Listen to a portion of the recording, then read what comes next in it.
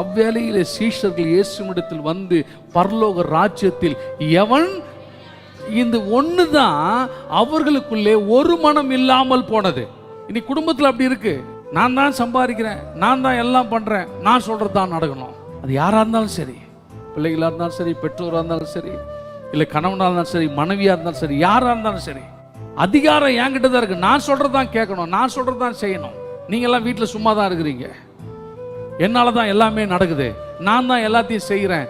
இந்த இருதயம் இருக்கிற வரைக்கும் குடும்பத்தில் பெரிய மாற்றத்தை பார்க்கவே முடியாது.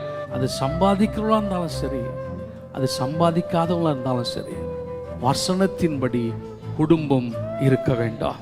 சில இடத்துல மனைவி சம்பாதிப்பாங்க, கணவன் வேற ஏதாவது கொஞ்சம் ஒரு குறைவாக சம்பாதிப்பாரு, இல்லை வேற வேலைக்கு கூட போக முடியாத ஒரு சூழ்நிலை இருக்கலாம்.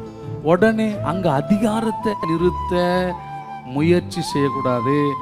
வசனத்தின்படி மனைவியானவள் புருஷனுக்கு கீழ்ப்படியணும்.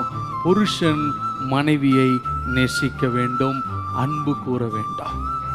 பிள்ளைகள் பெற்றோருக்கு கீழ்ப்படிய வேண்டும். பெற்றோர் பிள்ளைகளை கோபப்படுத்தாமல் இருக்க வேண்டாம். இந்த ஒரு மனம் ஒவ்வொருவருக்குள்ளாகவும் இருக்க வேண்டாம். அது வரணும்னா முதல்ல ஜெபம், குடும்பத்தில் ஜெபம் அவசியம்.